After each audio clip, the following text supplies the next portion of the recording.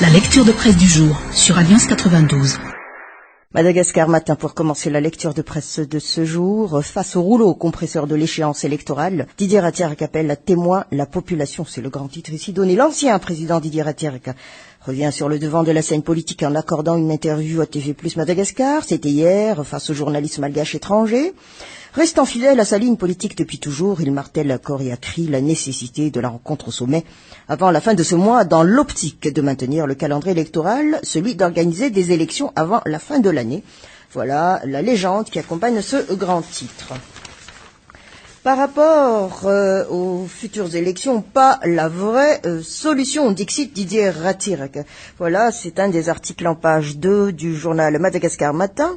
L'ancien président Didier Rattierck revient donc, comme il a été déjà dit à travers la légende du titre mis à la une, revient sur le devant de la scène politique, et ce à travers une interview à la TV+ Madagascar. Mais il martèle à corps et à cri la nécessité de la rencontre au sommet avant la fin de ce mois, et ce dans l'optique de maintenir, je recite ici ce qui a été dit dans l'introduction, dans l'optique de maintenir le calendrier électoral, celui d'organiser des élections avant la fin de l'année. Ce qui se passe actuel est prévisible, affirmé l'ancien président Didier Rattierck, et il a déjà réitéré à maintes reprises que le processus électoral à cette allure ne résoudra pas la crise qui mine le pays depuis plusieurs années et qui met la population à genoux.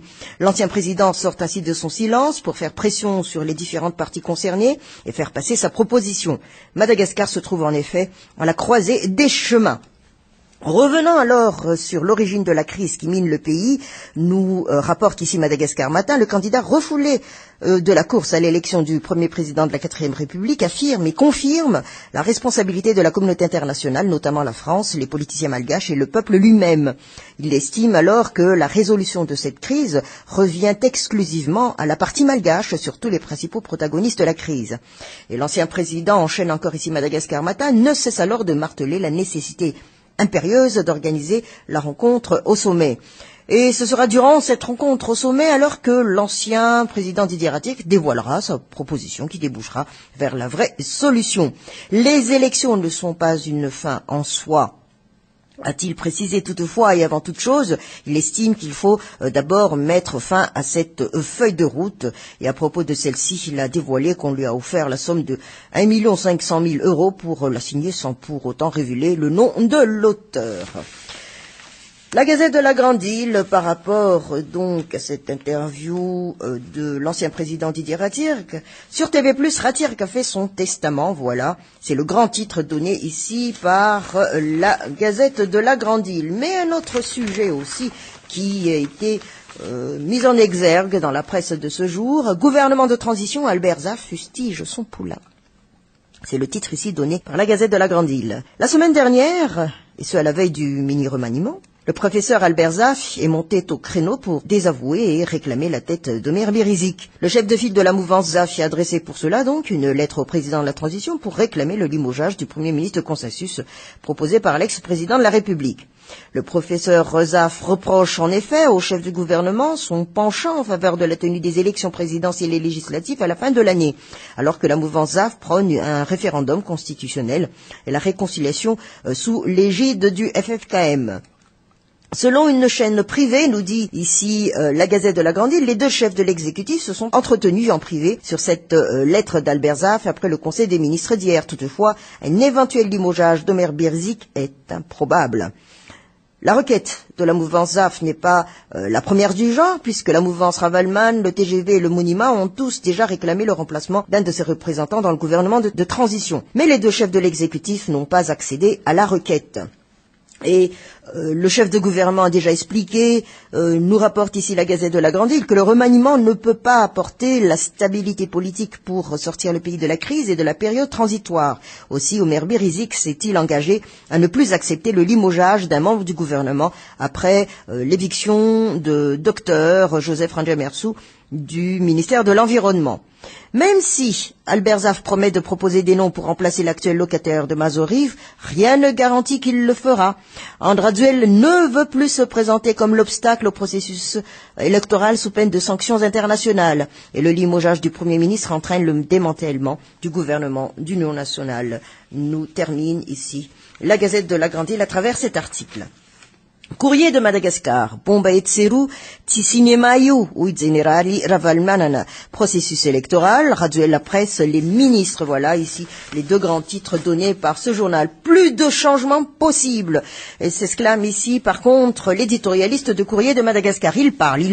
En fait, il ne cesse de faire des déclarations, il ne s'arrête pas de fulminer. Eh bien, c'est le professeur Zaffelberg qui vient hier d'envoyer donc au président de la transition Andrade une lettre demandant à ce dernier de démettre de ses fonctions le premier ministre Jean-Omer Berzik. C'est mon droit, car c'est moi qui l'ai proposé pour ce poste, mais Omer m'a déçu. Voilà ce qu'il a déclaré. En fait, depuis qu'on le connaît et qu'il s'est essayé à la politique, le prof n'a fait que tempêter de vitupérer contre ceux qui sont au pouvoir, nous dit ici Courrier de Madagascar. L'on se souvient qu'il s'est érigé contre Didier Rattierk à la tête des forces vives, où c'est sorti avec les honneurs en ayant été mis à la tête de l'HE pour finir par prendre le dessus sur son rival lors de l'élection qui s'en est suivie. Mais cette élection est sans doute son seul moment aussi de gloire, car il était le seul à avoir connu parmi les dirigeants qui se sont succédés à la tête de la nation malgache la disgrâce suprême de l'empêchement. Un autre nous soulève ici l'éditorialiste de Courrier de Madagascar, un autre qui a ses habitudes également, c'est l'amiral rouge, l'ancien dictateur Didier Rattierk, nous dit ici Courrier de Madagascar. En effet, l'homme de spectacle, il a été, homme de spectacle, il est resté. Voilà, ici le jugement ici de Courrier de Madagascar. Il a ainsi tenu la scène 2 heures durant, 2 heures et 12 minutes plus précisément, nous dit ici Courrier de Madagascar, et ce sur une chaîne privée de la capitale. En fait, eh bien, l'amiral a de beaux restes, si l'on juge à son esprit de répartie qui ne s'est nullement émoussé malgré son âge. Il n'a pas manqué également de faire montre d'un certain pédantisme dont il nous a habitués un quart de siècle durant. En outre, nous dit ici l'éditorialiste, il a démontré hier que sa mémoire est intacte, car il a rappelé à son auditoire pendu à ses lèvres certains détails que d'autres à sa place auraient oubliés. Mais chasser le naturel, il revient au galop, dit-on. C'est plus que vrai, c'est confirmé quand on voit le comportement de ces deux ex, nous précise ici l'éditorialiste Courrier de Madagascar. D'ailleurs, ce n'est plus à leur âge qu'ils peuvent changer, même si Didier Rattierk relevait hier qu'on peut apprendre à tout âge. Le journal Les Nouvelles, élections, les préparatifs techniques dans le temps, c'est le grand titre ici fourni par le journal. Le bulletin unique en cours d'impression, la liste électorale sur le point d'être rédigée au propre, tous les autres accessoires électoraux prêts pour être acheminés vers les districts, communes et Foukoutane, la sécurisation des élections déjà promise. On peut dire que les préparatifs électoraux avancent lentement mais sûrement. Alors la tenue des élections se confirme, voilà la légende qui accompagne ce grand titre. Mais par rapport au lentement mais sûrement, à l'éditorialiste ici du journal Les Nouvelles, de nous dire que Madagascar avance vers les élections tant attendues, alors que certains se montrent encore indécis, l'évolution de la situation de ces derniers temps s'avère rassurante. Et à l'allure où vont les préparatifs techniques, on pourrait désormais espérer la tenue des élections cette année, plus précisément à partir donc du 25 octobre, la date du premier tour de la présidentielle de la 4e République. À travers l'annonce par la CENIT donc qu'elle vient d'effectuer, selon laquelle la CENIT est bel et bien dans le temps dans l'organisation des élections, la responsable de cette institution a montré que son équipe a bien rempli une partie, le plus grand défi et non le moindre de son devoir indépendante. Comme son nom l'indique, cette commission ne s'est apparemment pas découragée face à la morosité de l'ambiance politique qui hante et menace ces derniers temps la tenue des élections. La balle n'est certes plus dans son camp, ni dans celui de ceux qui ont déjà juré de sécuriser les élections. Une fois de plus, elle revient encore et toujours aux politiciens. Nous appuie ici l'éditorialiste de journal Les Nouvelles. Et s'il y a chèque, et que si jamais les élections ne se tiennent pas cette année, ce sera à cause des politiques, et uniquement des politiques. Tout simplement parce que la plupart de ceux qui ont un rôle important à jouer dans la tenue des élections, à l'instar de la CENIT, semblent avoir déjà accompli leur part de responsabilité. Les politiques sont les seuls garants d'un environnement politique lignifié qui permet de tenir ou non les élections. Leurs faits et gestes, leur délire ou leur sagesse suffisent pour déclencher l'explosion sociale ou l'apaisement et le processus électoral étant déjà fragile. L'Express de Madagascar, gouvernement, Zaf s'acharne sur Birizik. Le professeur Albert Zaf a de nouveau envoyé une lettre à Yandraduel lui demandant de destituer le Premier ministre Omer Birizik, une tentative qui a très peu de chances d'aboutir mais qui montre la détermination de l'ancien président à couper la tête au Premier ministre. C'est la légende qui accompagne ce grand titre, gouvernement, Zaf s'acharne sur Birizik. Les temps d'antenne décriés si l'on parle des élections, c'est le titre ici donné par le journal L'Express de Madagascar.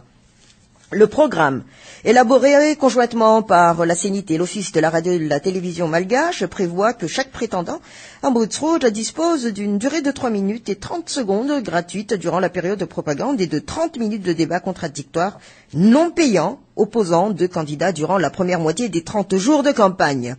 Les candidats ont également droit à une plage de 30 secondes de spot, à raison de 3 diffusions par jour durant la durée de la campagne et de 15 minutes dans la seconde quinzaine de propagande, cette fois payante. Et les temps d'antenne payants ont été particulièrement décriés par les présidentiables. Tous les candidats ne peuvent pas se permettre le luxe de payer des spots à la TVM et RNM, a scandé ainsi donc Roland Dieudonné Raberson d'Ivan Oubé, prétendant en Bootsroad. Patrick Harman, lui aussi candidat, ironise en qualifiant la présidentielle d'élection des riches entre guillemets. Mais, selon le directeur général de l'ORTM, nous rapporte ici l'Express de Madagascar, les médias publics ne peuvent pas passer outre les retombées financières de la campagne électorale. Et je cite, le statut des médias publics prévoit 2 types de financement. Une partie provient des subventions publiques et une autre de ses recettes propres. La TVM et la RNM vivent en grande partie grâce à cette dernière.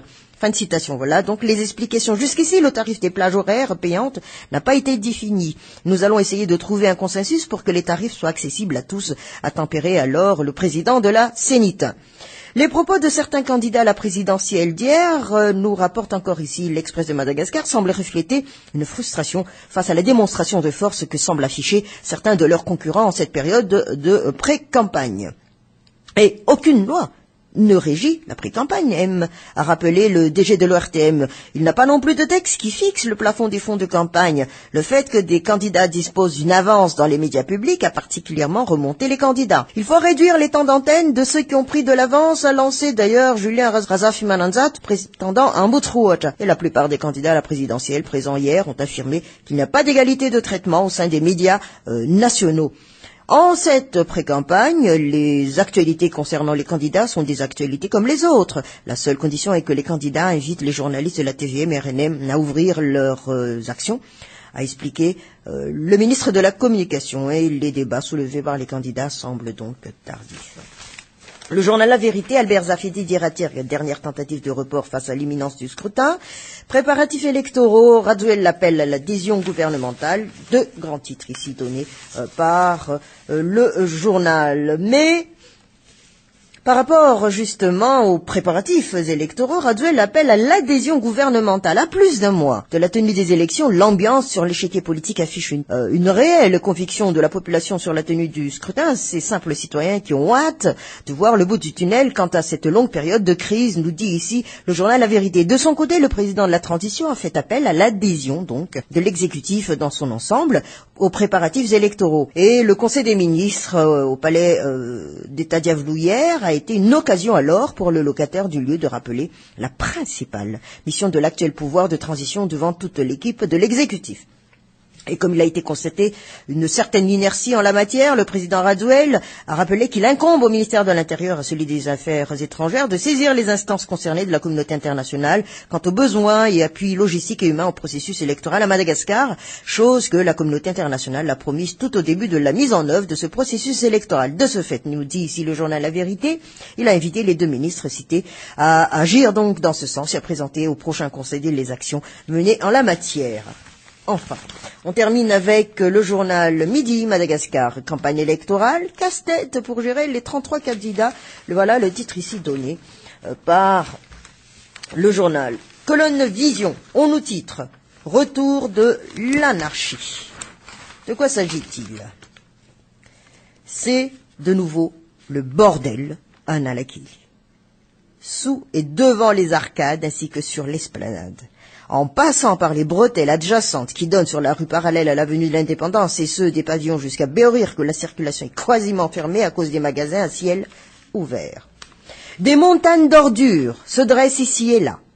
Les véhicules à vendre envahissent pour la 1e fois les parkings qui ont été récemment dégagés et gardés par des éléments à la police municipale. C'est le retour de l'anarchie dans la ville des 1000 problèmes. Des fripiers et fripières commencent à grignoter le parking sur l'esplanade, poussant les 4 amis à faire leurs besoins d'y mettre plus loin, juste derrière les voitures garées tout au fond, et du côté de l'espace Rariasne, obligeant alors les passants à bien regarder où ils mettent les pieds, tout en étant sur le qui-vive face aux voleurs à la tire qui rôdent aux alentours. tout particulièrement entre les étals de fournitures scolaires qui sont très fréquentés. C'est aussi la rentrée pour les pickpockets, même si le travail où font l'école buissonnière, c'est selon toute l'année, parce que leurs revenus, nous dit ici Vision de Midi Madagascar, ne sont pas déclarés. Ils font aussi partie du secteur informel, qui est florissant depuis le début de la crise, surtout en cette période de vide, à la mairie qui n'a pas toujours de PDS, après la démission pour cause de candidature à la présidentielle du 25 octobre 2013 de l'ancien titulaire du poste. Voilà, donc ici ce que l'on dit, mais faute d'en avoir, c'est l'expectative à la mairie de la capitale où cette transition dans la transition est interprétée comme une Tani-Tisfanzakan, entre guillemets, par les pubisnes en tout genre et de toutes sortes. L'absence d'autorité à Tana et le clientélisme électoral lié à la présidentielle font leurs affaires. Nous conclut ici la colonne de Vision de Midi Madagascar, mais ne parlons plus aussi des rues à travers toute Tana qui manque de lumière, en passant par Timbazaz, Ankadlal, Nambandi, pour ne citer que ces grandes rues qui méritent alors d'avoir de la lumière, et ne soyons pas étonnés de tous ces genres d'insécurité.